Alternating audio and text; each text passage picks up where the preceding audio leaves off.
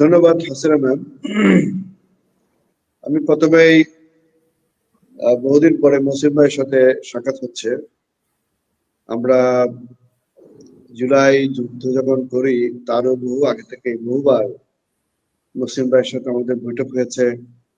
তার মেহমান ছিলাম, আমরা স্ট্র্যাটেজি সেট করছিলাম কিভাবে শেখ হাসিনাকে বিদায় করা যায় ইত্যাদি। মসিম ভাই, আমি অত্যন্ত কৃতজ্ঞতা করে আপনার কন্ট্রিবিউশনের কথা মনে করি। তবে যে মহসিন ভাইকে আমি আগে থেকে চিনি, আজকে মহসিন ভাইকে আবার একটু ভিন্ন ভাবে দেখছি বলে আমার কাছে মনে হয়। অত্যন্ত বিনয়ের সাথে কথাটা বলছি। সামনাসামনি আসলে আমি হয়তো মহসিন ভাইয়ের সাথে আরো কিছু বিষয় আলোচনা করবো। তিনি আমার অগ্রজ, আমি তার অনুজ, এবং তাকে শ্রদ্ধা করি। আজকে কিছু কথা বলবো যেগুলো শ্রদ্ধার অবস্থান থেকে আমি কথাগুলো একটু ওনার সাথে অত্যন্ত হামলে আমি একটু দ্বিমত পোষণ করতে চাই। প্রথমত হচ্ছে কি, মুসিম ভাই, আহ, আপনার মতো ব্যক্তির কাছ থেকে ইনস্টিটিউট শব্দটা আসলে আপনার সাথে মানায় না। আপনি দয়া করে শব্দ ব্যক্তিকে আমার মনে হয় পাবলিকলি ভাবে না বলাটাই বেটার। আমি অত্যন্ত বিনয়ের সাথে আপনার কথাটা বলছি। মানে আপনার মুখ দিয়ে আপনি এত বিনয়ী মানুষ, ডক্টর একজন বিশ্ববিখ্যাত মানুষ, আমাদের দেশে একজনের লরিয়েট, তাকে আমরা একটু সম্মান রেখে বলে ভালো। ইউনিস বললে আপনার মুখ দিয়ে অন্য মানুষ একটা খারাপ শব্দ ব্যবহার করতে পারে। ডক্টর আলী রিয়াজ আমাদের বাংলাদেশের নামকরা ব্যক্তি, ইজ ইন্টারন্যাশনাল রিপোর্টেড পারসন। আমার একটু সিনিয়র। আলী রিয়াজ ভাইকে আমি বহু বছর ধরে চিনি। এখানে একটা কথা মনে রাখতে হবে, সেটা হলো ডক্টর ইউনূস কিন্তু ক্ষমতা আসেন নাই। আমরা জুলাই যুদ্ধের পরে যখন বসে এই সরকার গঠনের প্রক্রিয়াতে আমরা যখন একটু ইনভলভ ছিলাম, মসিম ভাই আপনারও নিশ্চয়ই মনে থাকবে, আমি যদি একটু ইনভলভ ছিলাম, আমাদের হাতে খুব বেশি অপশন ছিল না। এই দেশের দায়িত্ব নেওয়ার জন্য সবার কাছে গ্রহণযোগ্য ব্যক্তিদের যখন তালিকাগুলো করা হচ্ছিল, আজকে আমি অত্যন্ত দুঃখের সাথে বলতে চাই অনেক মানুষ তখন এগিয়ে আসেন। আরো দু একজন মানুষের নাম ছিল, আজকে নাই বা বললাম, কিন্তু আমরা ডক্টর ইউনূসকে বুঝিয়ে সুঝিয়ে রাজি করাতে হচ্ছে দায়িত্বকে নিতে চাই, এবং মাঝখানে তিনি দুই একবার দায়িত্ব ছেড়ে দিতে চেয়েছেন। সো এই প্রেক্ষাপটে ডক্টর ইউনূসের কাছ থেকে আমরা যদ্দূর আশা করেছিলাম পুরোপুরি সে আশা আমাদের পূরণ না হলেও দেশটাকে গত ১.৫ বছর উনি ইলেকশনের পর্যায়ে আনতে ওনার যে মেধা, ওনার যে অভিজ্ঞতা, সবকিছুকে কাজে লাগিয়ে ইন্টারন্যাশনাল কমিউনিটিকে তিনি বাংলাদেশমুখী করেছেন। জাতিসংঘের মহাসচিবকে তিনি বাংলাদেশে এনেছেন, ৩ দিন ছিলেন তিনি। পৃথিবীর বহু রাষ্ট্র সরকার প্রধান বাংলাদেশে আসছেন, বাংলাদেশের ইকোনমি একটা লাইনে আসছে, ইত্যাদি ইত্যাদি বিষয়। ইব্রাহিম ভাইয়ের সাথে আমি গত কিছুদিন আগে একসাথে আমরা টকশো করলাম, এখানে বহু আলোচনা করেছি। আমি এখন নির্বাচন এবং হা ভোটের পক্ষে চলে যাই।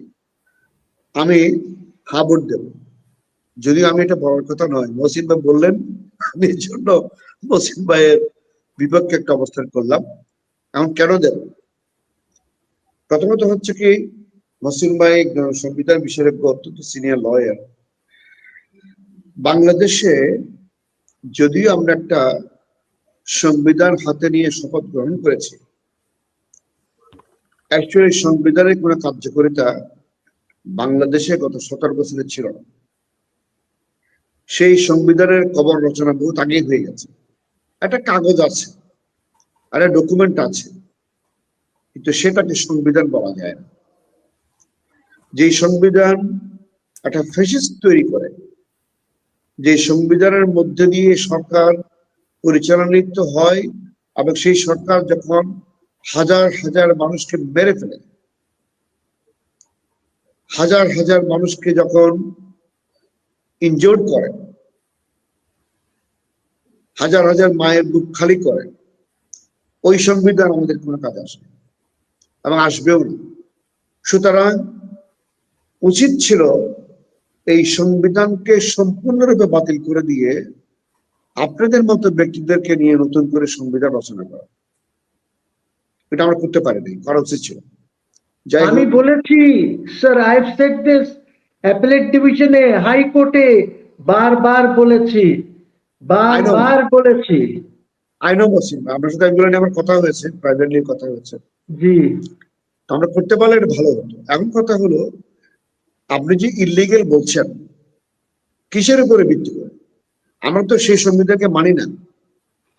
সংবিধানকে মানি না মানে হচ্ছে সংবিধানের বেশিরভাগ ক্লজকে আমরা মানি না।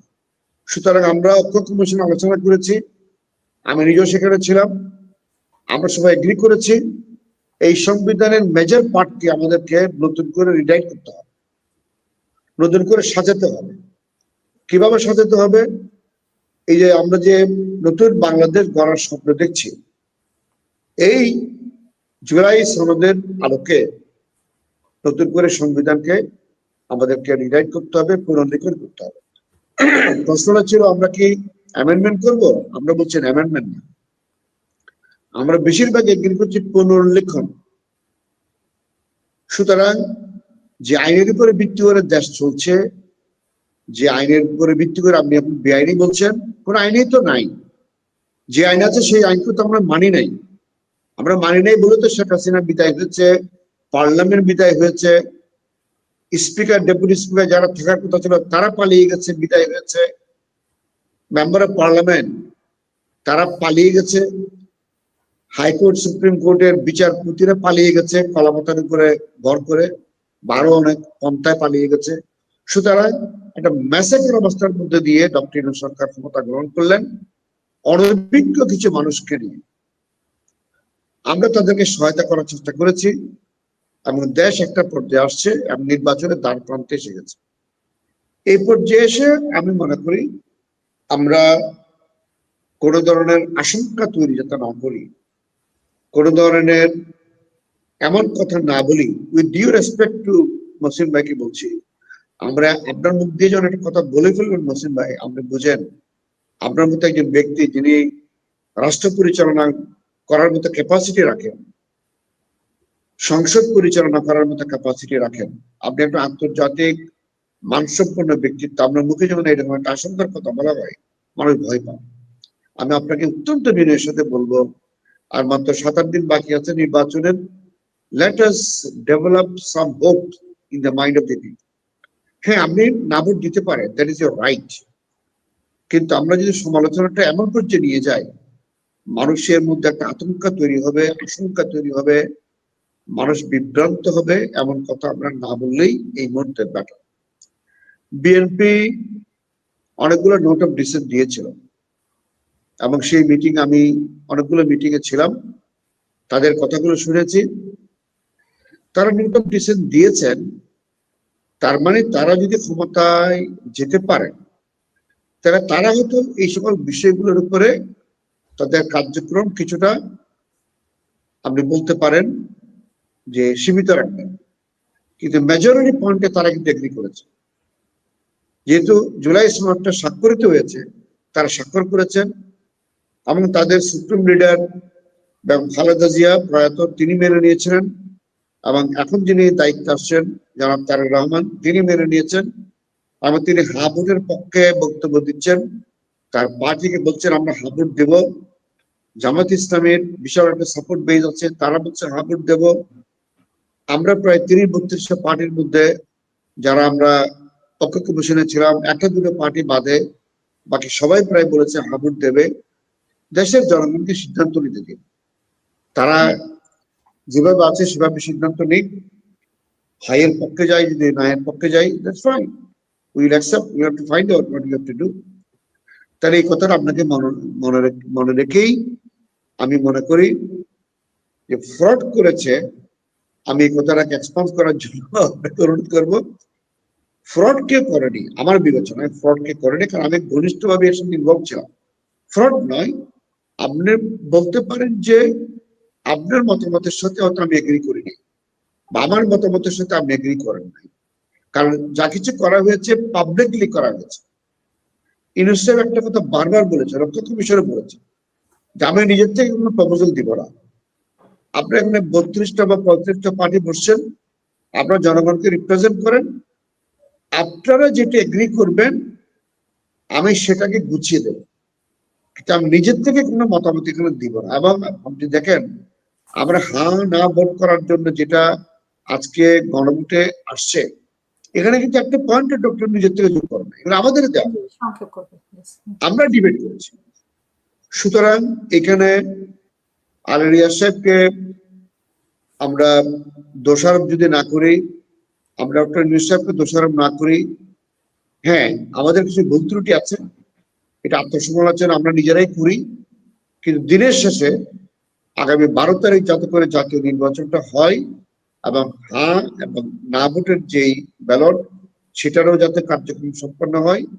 এবং আপনাকে আমি বলতে পারি, আপনার সাথে আমি প্রাইভেটলি হয়তো বসতে আর একটু বুঝতে হবে, কিন্তু আমি মনে করি 13 তারিখেই বা 14 তারিখ কোন একটা সময়েই ক্ষমতা হস্তান্তর করবেন এবং যিনি এখানে পার্লামেন্টের আসন বেশি পাবেন তাদের লিডারের কাছেই ক্ষমতা গিয়ে তিনি প্রধানমন্ত্রী হিসেবে শপথ গ্রহণ করবেন, একই দিনে তিনি মন্ত্রীগুলোদের শপথ করাবেন, সেদিন বা তার পরের দিন পার্লামেন্ট সদস্যদের শপথ হয়ে যাবে, পার্লামেন্ট কয়েকদিনের মধ্যে বসে যাবে।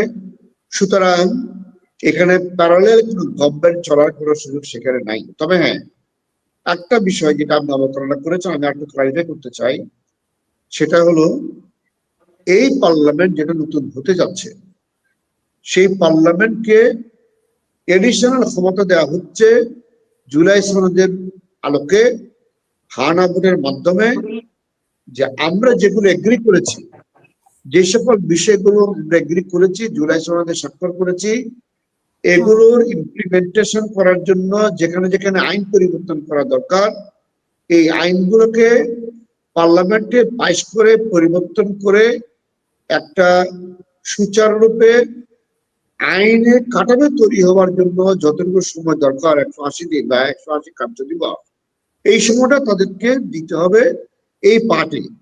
কিন্তু সরকার পরিচালনার যেই অ্যারেঞ্জমেন্ট, এটা supreme authority as a sovereign government, এটা কিন্তু ডে 1 থেকে তারা কার্যকর, পোস্টিং, ট্রান্সফার, প্রমোশন, অর্থ বিল পাস করা, আমাদের এমবিসি গুলো চালানো, আমাদের জাতিসংঘে আমাদের যে মুভমেন্ট করা, দেশের ভিতরে যে আমাদের প্রায় 54টা মন্ত্রণালয় আছে সেগুলো চালানো, আমাদের 200-র উপরে যতগুলো অধিদপ্তর সেগুলো চালানো, গভর্নমেন্ট ইজ সুপ্রিম, এখানে কেউ চলবে, সরকার সরকারের গতিতে স্বাভাবিকভাবে চলবে। নতুন সুতরাং এখানে এই কনফিউশন তৈরি না করেই বরঞ্চ আগামী নির্বাচনটা যাতে সুস্থ সুন্দর হয় সেদিকেই আশা ভরসা রাখেন, আমাদের জন্য ভালো হবে। ধন্যবাদ।